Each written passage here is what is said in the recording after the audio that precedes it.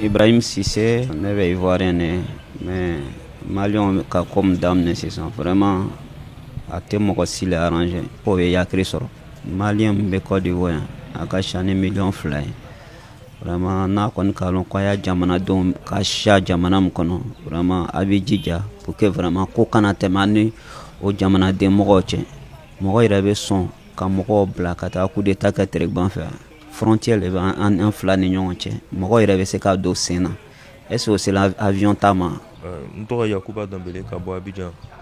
Asimi kan ka hakili sɔrɔ ka miiri Malien ma. Malien dɔrɔn tɛ Mali la o. Malien bɛ Mali kɔ kan. Malien caman bɛ Côte d'Ivoire yan. Mali ni Côte d'Ivoire famille kelen de. Donc Asimi kan ka hakili sɔrɔ. A y'a gouvernement fana kan ka hakili sɔrɔ ka a sigi ka kuma ɲɛnama ni Côte d'Ivoire autorités ye. U bɛ se ka ale problème ɲɛnabɔ ɲɛma. Ne tɔgɔ ye Aïssata Sanogo. Ni bɛ mɔgɔ bila tiɲɛni kɛli de la. Donc an bɛ min ɲinina Maliens fɛ. Bon relation min bɛ Côte d'Ivoire ni Mali cɛ sisan. Tubabu b'a fɔ o ma ko relation diplomatique. O saraw fɛ kumaw bɛ se ka kɛ, négociation bɛ se ka kɛ, sɛgɛsɛgɛliw bɛ se ka kɛ, ka se ka lɔn Ivoirien mu bɔra yan ka taga o taara mun de kɛ, o ya bɛrɛ ye mun de ye, olu yɛrɛ ye mɔgɔ qualité jumɛn de ye, a fɔra ko corps spécial. Bon o cila mun de la an bɛ ka lɔn corps spécial ni malangolow tɛ kelen ye o.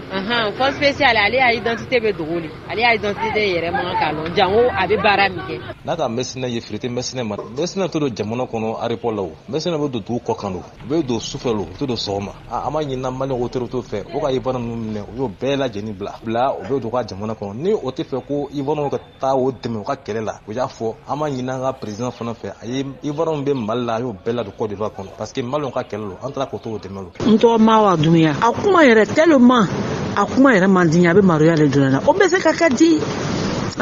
Mali ni Côte d'Ivoire ta dala sɔsɔriya tuma bɛɛ ala an kisi o ma. Mali ni Côte d'Ivoire an ɲagamina an yɛrɛ ma la an bɛna dɔ bɔ dɔ la vraiment a man diya n ye.